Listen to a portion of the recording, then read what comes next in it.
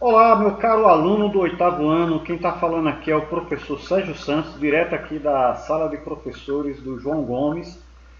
E o meu objetivo aqui é te dar todas as informações que você precisa para responder com segurança e de forma correta a atividade 5/6.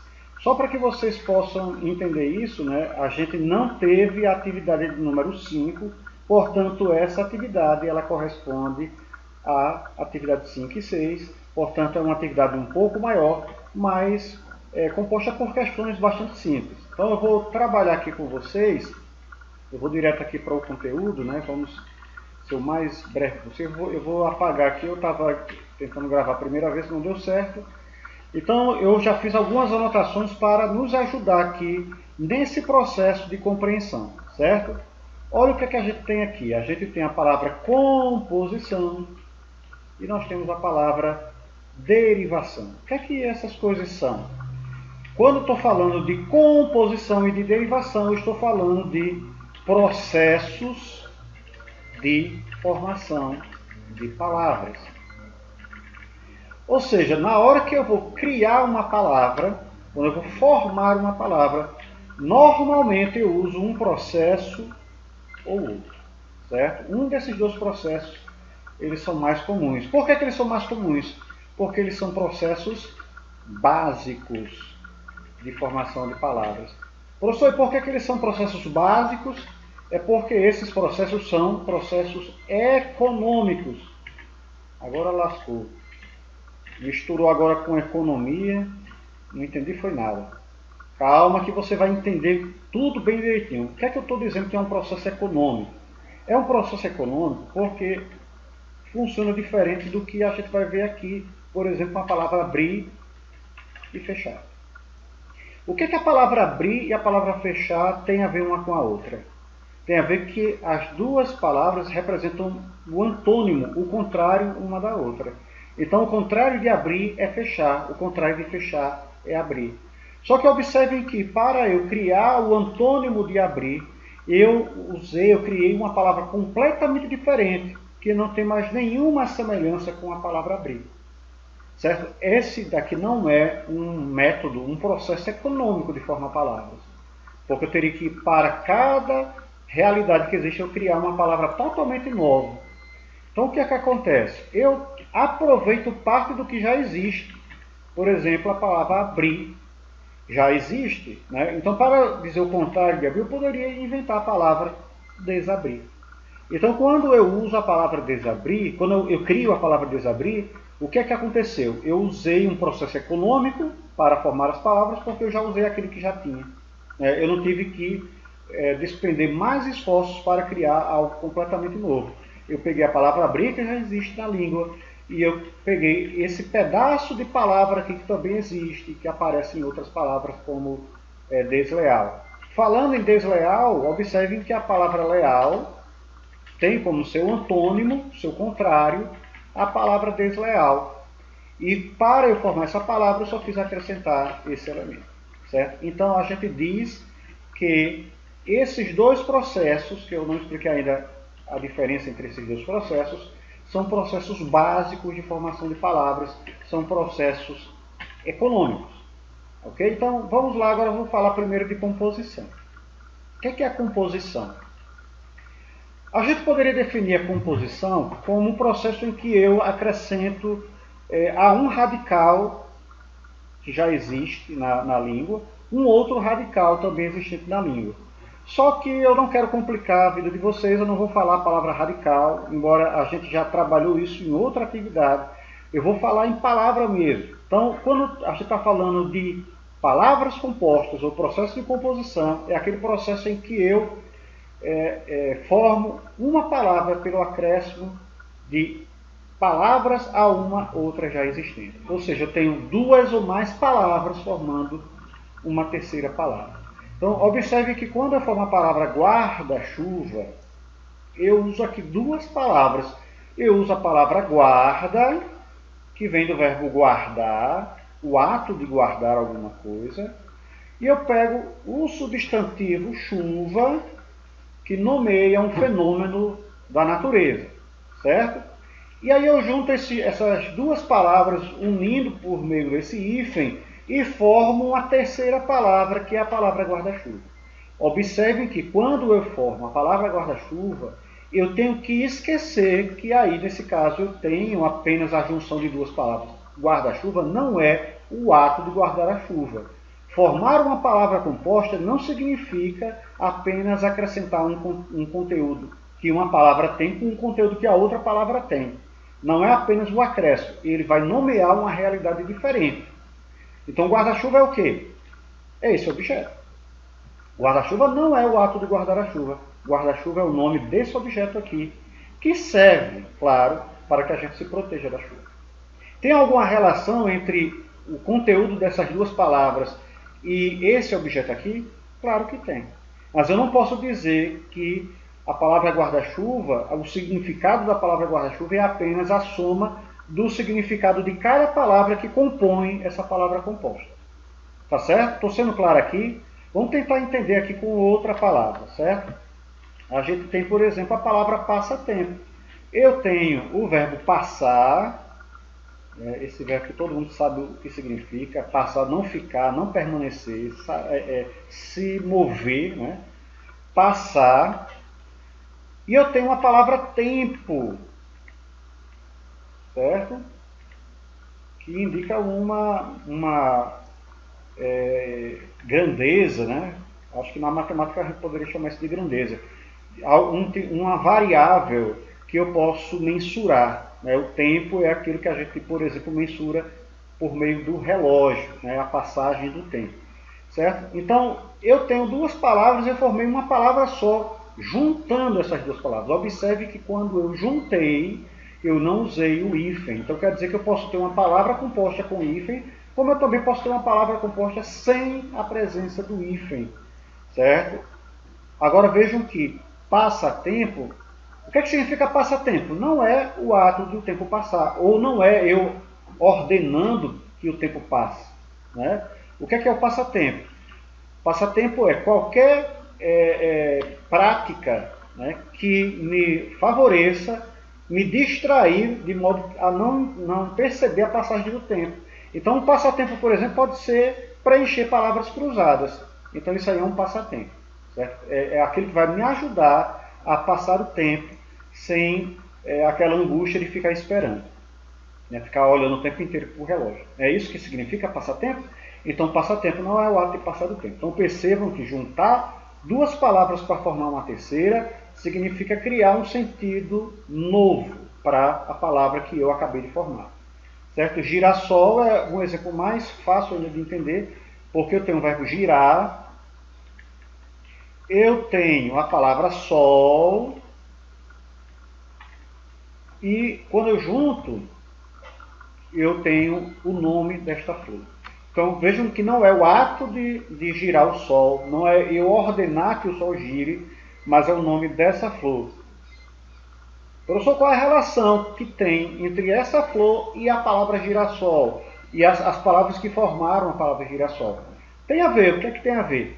É que essa flor aí, ela normalmente se move no sentido de procurar o raio do sol, né? Quando o sol muda de lugar, ela também vai mudando para procurar exposição ao sol, certo? Então, por isso que ela foi nomeada como girassol. Então, embora tenha uma motivação, existe uma razão porque o nome passou a ser girassol, porque eu juntei essas duas palavras para formar o nome dessa flor, mas quando eu junto, não é mais o ato de girar o sol, é um significado distinto.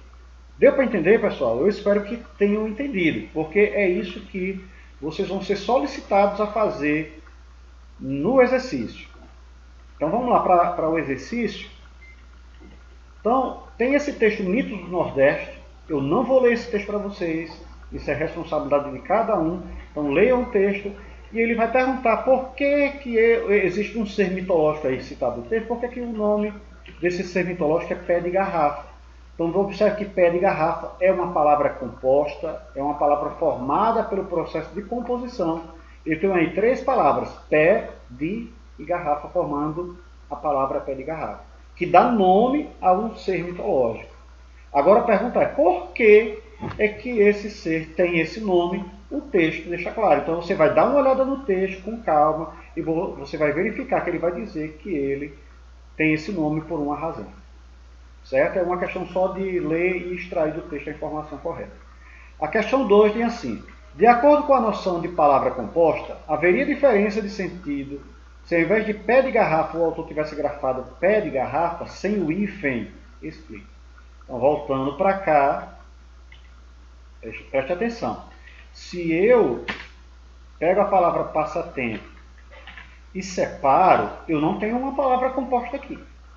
Eu tenho agora duas palavras, cada um com seu sentido. Aí eu posso pensar, por exemplo, no sentido de que eu estou ordenando um tempo que passa. Ou então, que passa, né? Ou então estou dizendo que o tempo passa. Passa tempo, o tempo passa. De repente a gente sente até falta de uma palavra ou outra. O tempo passa, né? Está invertido. Mas aí eu tenho que entender que eu tenho duas palavras. Certo? Girassol, se eu tirar aqui essa ligação, até uma observação interessante, viu, pessoal? Por que que girassol apareceu um S a mais? A palavra sol só tem um S, a palavra gira não tem S. Por que que eu coloquei um S aqui? Porque se eu não tivesse esse S, eu teria que ler girasol, já que um S entre duas vogais tem som de Z. Só que eu quero conservar a pronúncia da palavra sol, então girassol eu fui obrigado a colocar um outro S. Tá certo? Então foi por isso que apareceu, que dois S's aí tem um som de C, né? Ou como vocês queiram, C cedilha. Certo? Então girassol, se eu tirar o que une eles, se eu separar essas duas palavras, eu tenho o ato de o sol girar, eu não tenho mais a flor. Certo? Então na hora que eu pego pé de garrafa, tiro os hífens, vai mudar de sentido? Vai. Agora você vai explicar o que é que muda? Qual é o sentido que eu passo a ter? A partir do momento em que eu retiro esses hífens. Tá ok? Bem, aqui na questão 3, vocês vão pensar aqui qual é a motivação para essas palavras aqui. Então, segundo o texto, a criação da palavra pé de garrafa teve uma motivação. A partir dos seus elementos formadores, explica a motivação para a criação das palavras abaixo. Então, eu tenho, por exemplo, a palavra tomara que caia, que é o nome de uma peça de vestuário feminino. Certo? Eu acho que todo mundo sabe do que se trata. Deixa eu ver até se eu vejo aqui com vocês, rapidinho. Deixa eu abrir aqui. Bem, então, qual é a ideia aqui? É que você encontre uma explicação para eu nomear um objeto, como por exemplo o tomara que caia. Eu vou colocar aqui só para tomara que caia, que é uma espécie de blusa. Deixa eu ver aqui se não vai aparecer nada estranho aqui. Pronto, tá aí. Então, o que é o tomara que caia? É essa peça do vestuário feminino que não tem alça. E por não ter alça, você pode imaginar alguma coisa. Tá certo? Então, vocês vão observar a razão por que é que o nome da peça do vestuário se chama tomara que caia. Tá certo? Beija-flor. Por que o nome do pássaro é beija-flor? Né? Veja que o beija-flor é formado pela palavra beija e a palavra flor. Claro, eu não vou mostrar para vocês um beija-flor que todo mundo conhece. E guarda-chuva a gente já falou, praticamente eu dei a resposta, basta vocês escreverem aí. Certo? Então vamos voltar para cá, porque eu falei só do processo de composição. Veja que a gente tem composição e derivação. Só vou acrescentar mais uma informação sobre a composição, deixa eu apagar isso aqui, mais uma observação importante.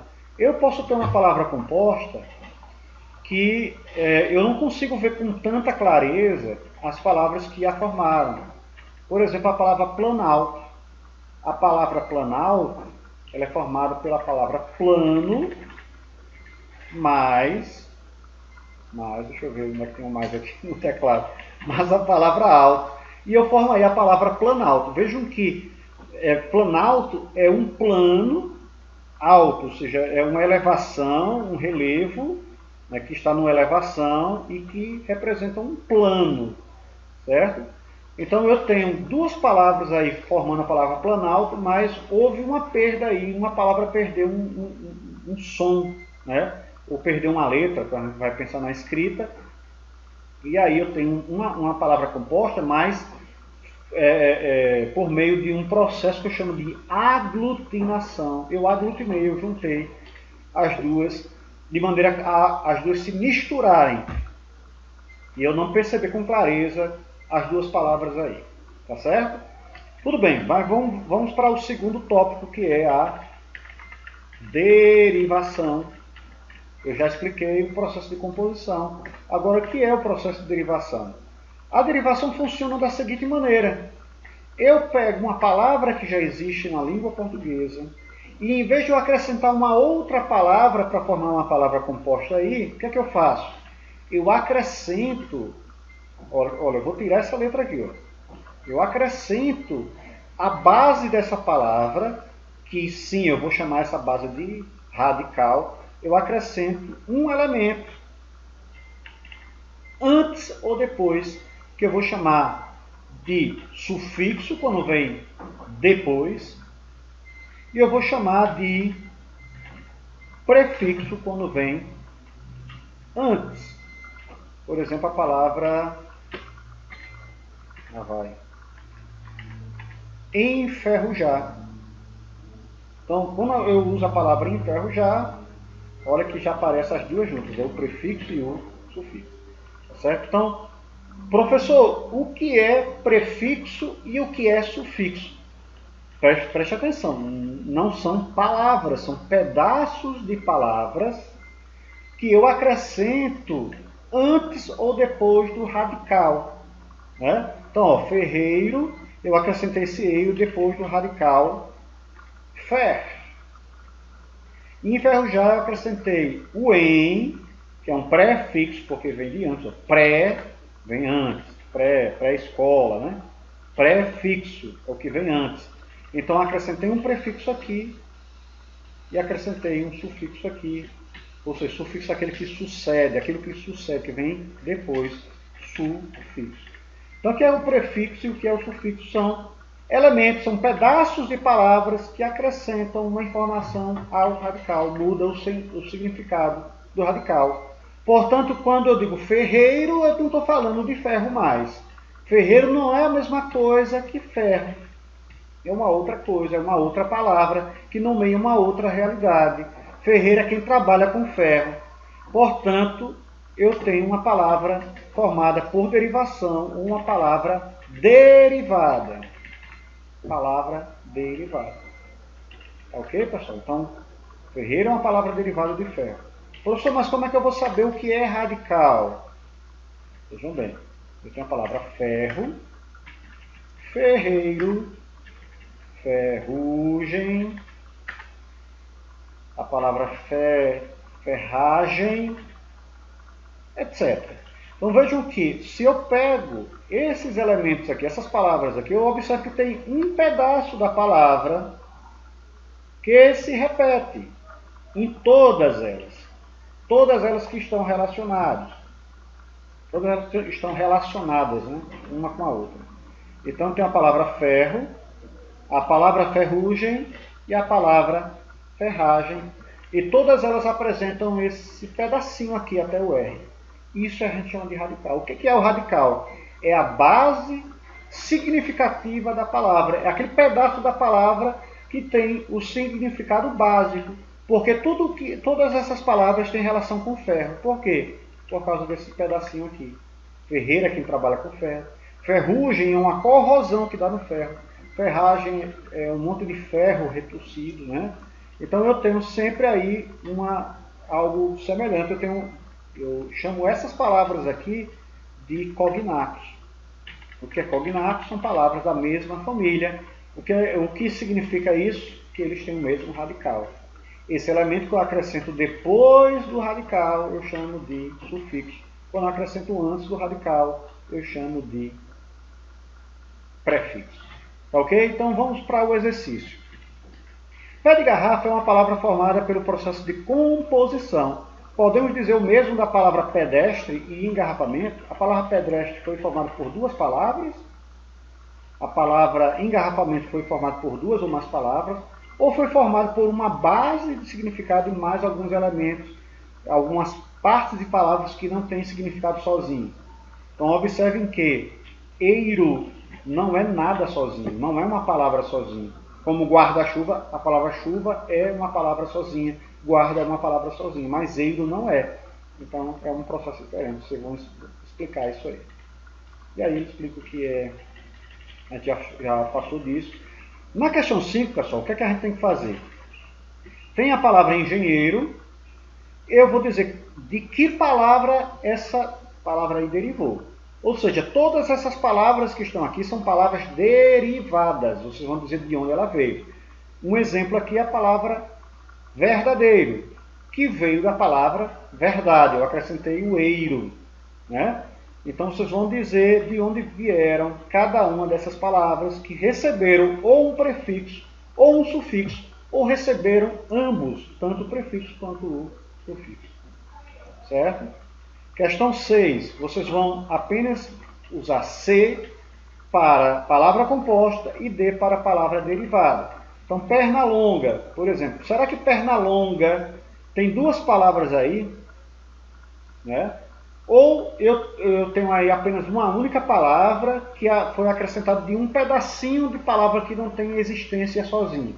Então vocês vão observar e vão classificar como composta ou derivada de acordo com isso. Certo? Eu já falei de algumas palavras que já dá para saber que girassol, eu tenho a palavra gira, eu tenho a palavra sol, então eu tenho uma palavra composta aqui. A gente já viu isso aqui. Certo?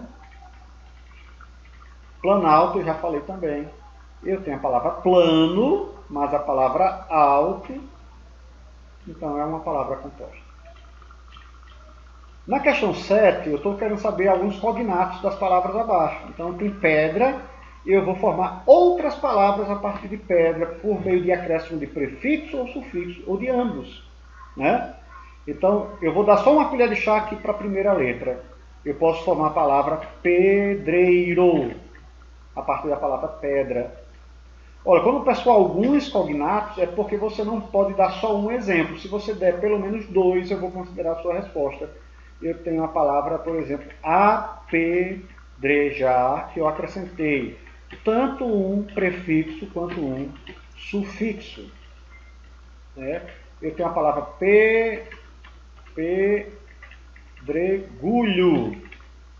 é outra palavra derivada, e assim por diante. Certo? Vamos lá.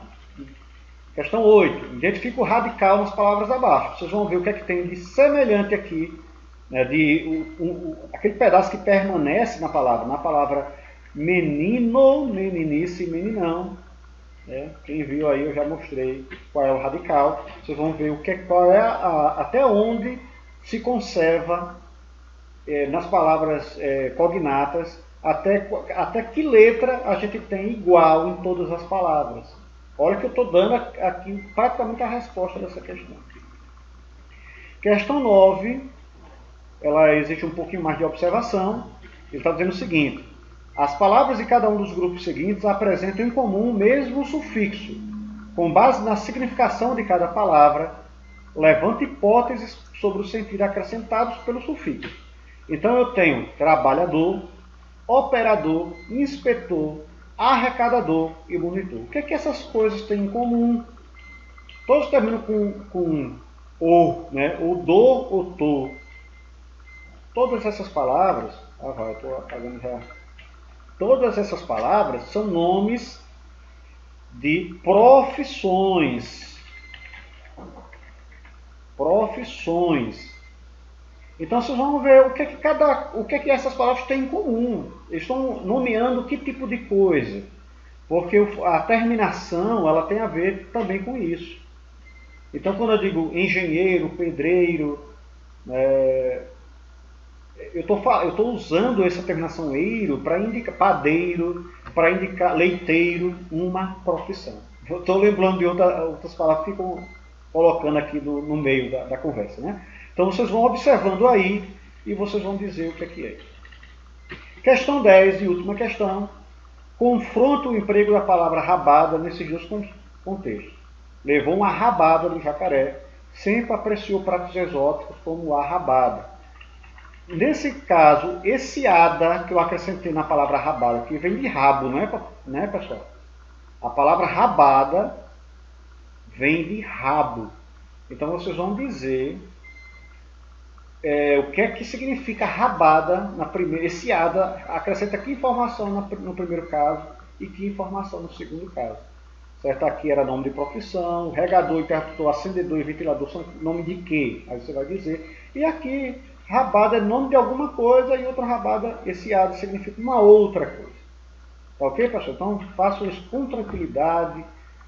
Qualquer coisa, pode mandar uma mensagem para mim, que eu vou responder assim que for possível. Tá bom, pessoal? Um grande abraço e até a próxima.